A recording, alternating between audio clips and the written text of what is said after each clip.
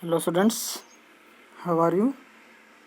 आज है second part आपके चैप्टर नंबर 10 का मेजर क्रॉप्स, और हम आए हुए थे पेज नंबर 153 पर।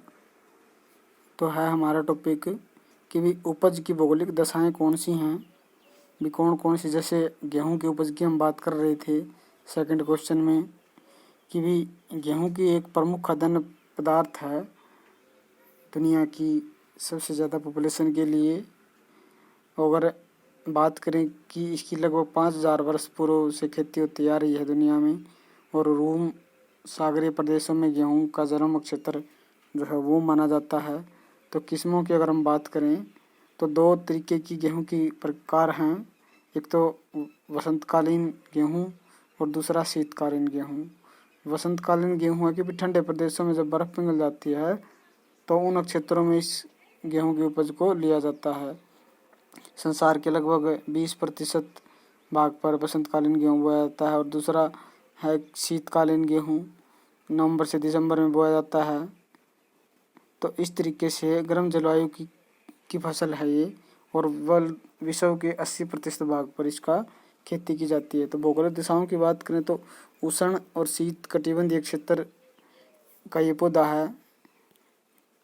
20 से 60 डिग्री के क्षेत्रों में और 20 से 45 डिग्री अक्षांशों पर इसके बीच जो है इसकी उपज काफ़ी मात्रा में उत्पादन इसका होता है। तापमान की अगर हम बात करें 10 से 15 डिग्री सेल्सियस बोते समय और काटते समय 20 से 27 डिग्री टेम्परेचर होना चाहिए।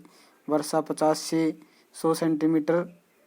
उसके बाद सिंचाई जो है बहुत सारे क्षेत्रों में सिंचाई नदियों के माध्यम से होती है।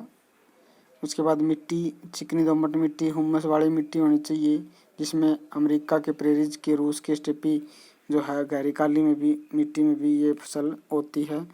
उसके बाद धरातल है, समतल मैदान सबसे अच्छा होता है जिससे सिंचाई अच्छी तरीके से उसके आर्थिक क्रियाओं में कंबाइन ट्रैक्टर मशीनें, जो आधुनिक जो मशीनें हैं उनका प्रयोग सबसे ज़्यादा होता है। कटाई में भी और बोने में भी उत्तम खाद बीज। और विश्व उत्पादन की अगर हम बात करें तो 90% जो गेहूँ है उत्तरी गोलार्ध में होता है, जिसमें सबसे ज़्यादा चीन में, उसके बाद रूस, यूएसए, फिर भारत, फ्रांस।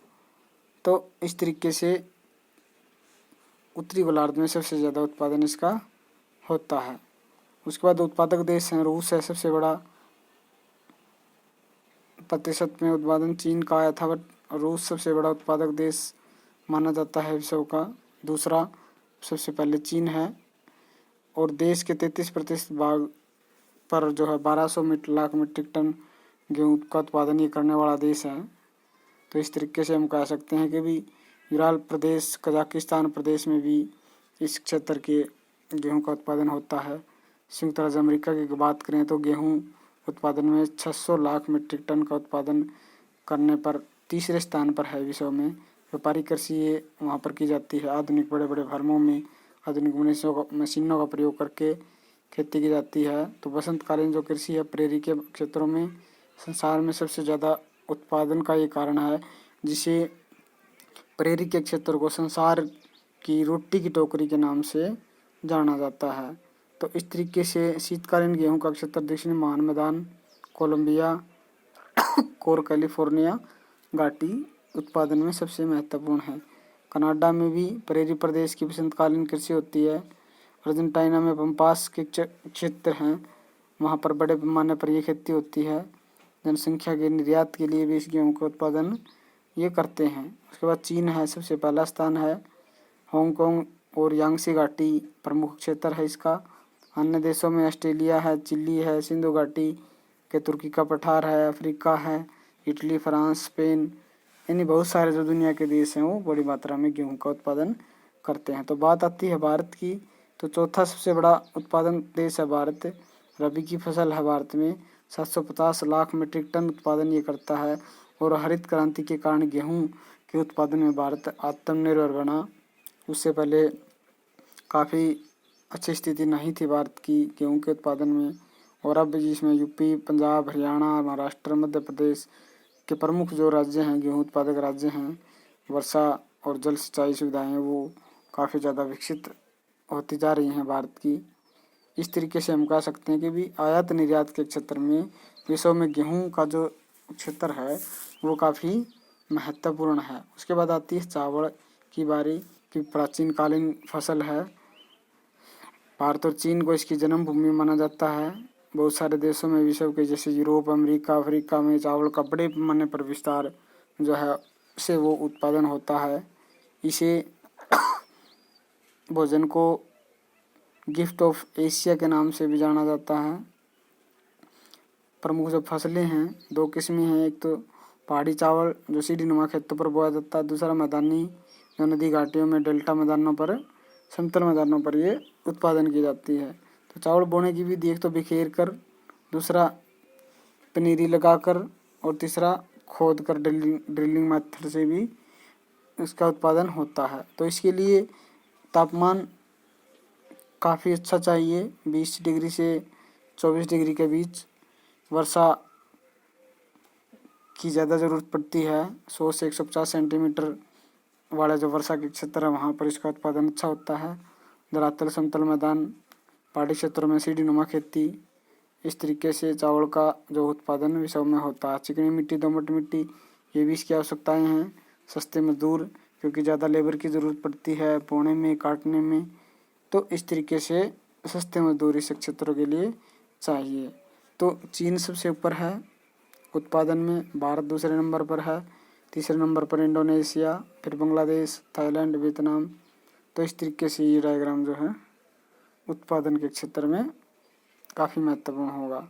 उत्पादक देश चीन है, आपको बताया यांगसी डेल्टा में, सियांग घाटी दक्षिण पूर्वी तट पर, और येचुआन जो बेसिन है वो क्षेत्र सबसे महत्वपूर्ण है चीन का, जहाँ पर इसका उत्पादन होता है। सुविधाएं काफ़ी उत्तम बीज, आधुनिक जो मशीनरी हैं, कीड़े या खरपतवार की दवाइयों का उपयोग सबसे अधिक होता है। जापान है, काफ़ी ज़्यादा मात्रा में जो है मशीनों का प्रयोग करके चावल का उत्पादन करता है। भारत भी तटीय क्षेत्रों में काफ़ी ज़्यादा उत्पादन करता है।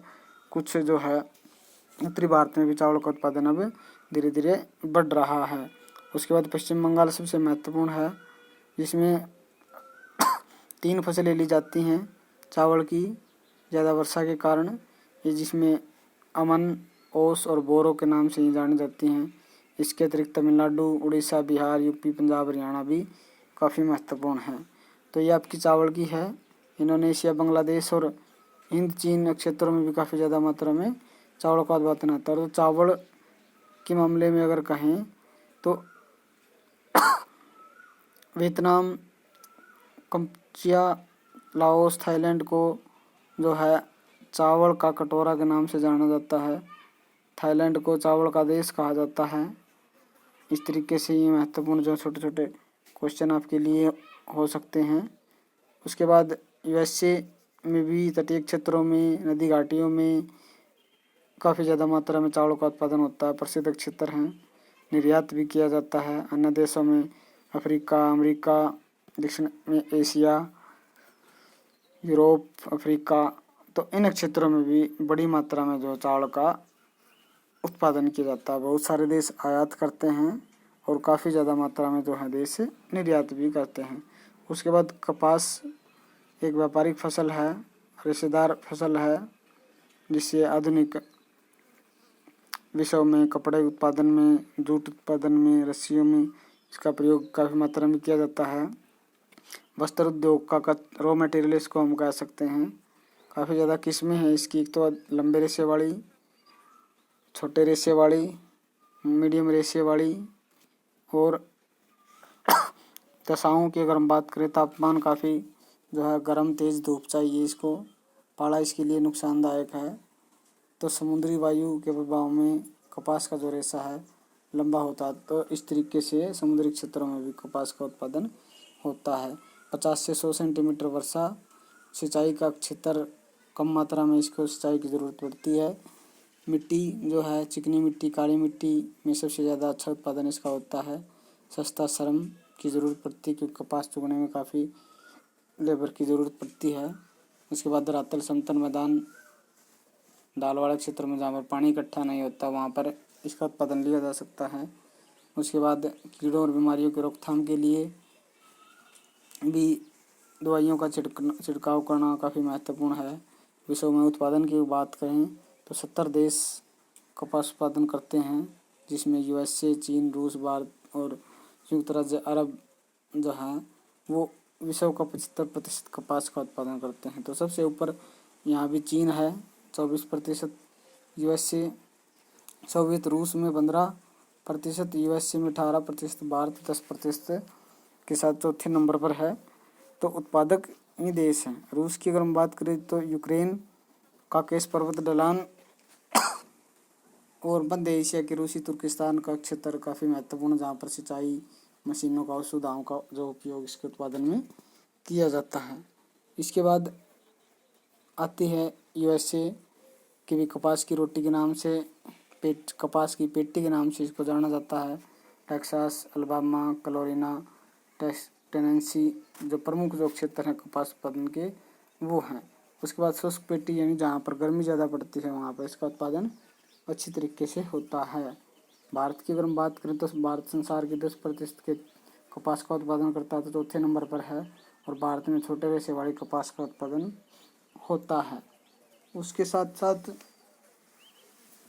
अगर हम बात करें चीन की, तो विश्व का प्रथम स्थान रखता है उत्पादन में। लाओस पठार, हांगकांग हो जो नदी का मैदान है, यांगसी घाटी है, जेचुआन बेसिन है, तो उन क्षेत्रों में जो है छोटे रेशे वाले जो कपास का उत्पादन होता है।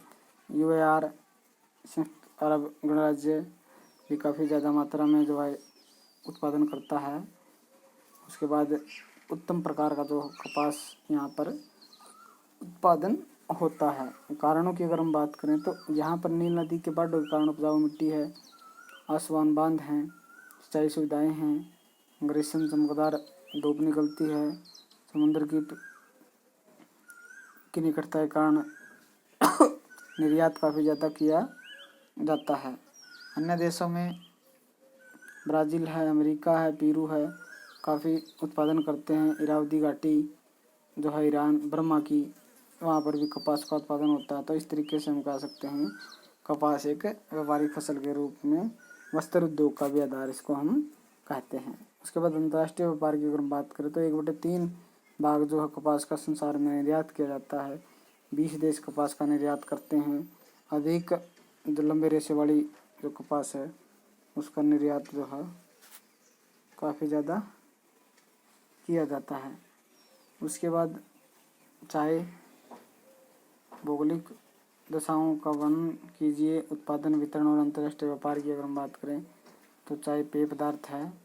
भारत की अगर हम बात करें असम में काफ़ी उत्पादन होता है। उसके बाद बर्मा, चीन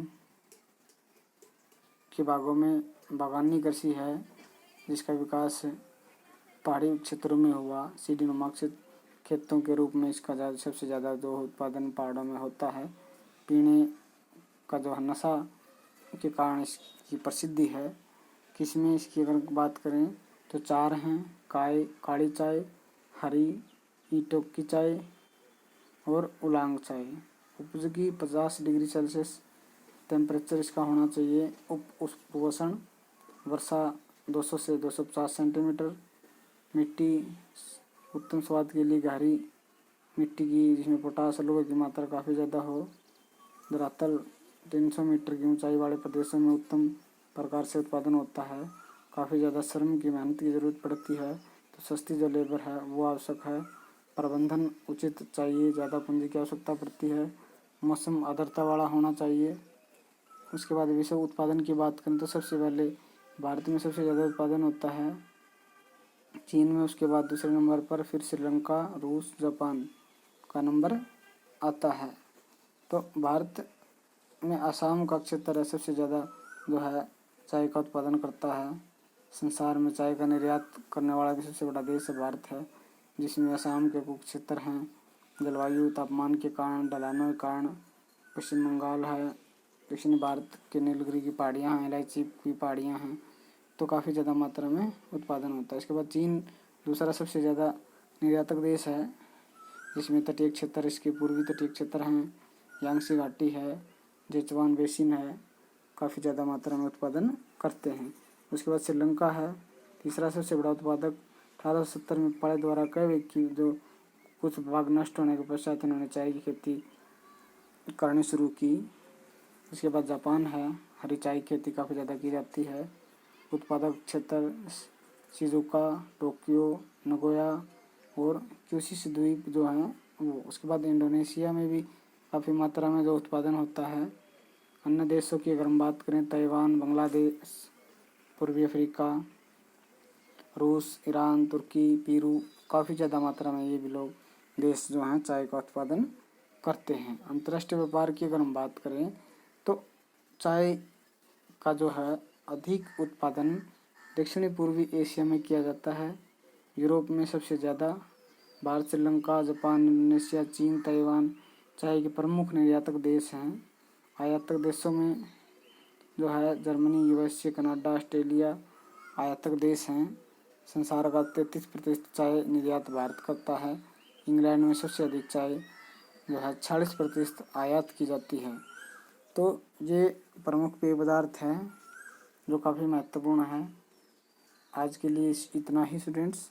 इन सभी जो फसलें हैं जो आज की हैं उनको रिवाइज कीजिएगा, नोट्स तैयार करने का प्रयास कीजिए। साथ साथ अगले भाग में बाकी चैप्टर को हम कंप्लीट करेंगे। आज के लिए इतना ही। Have a nice day.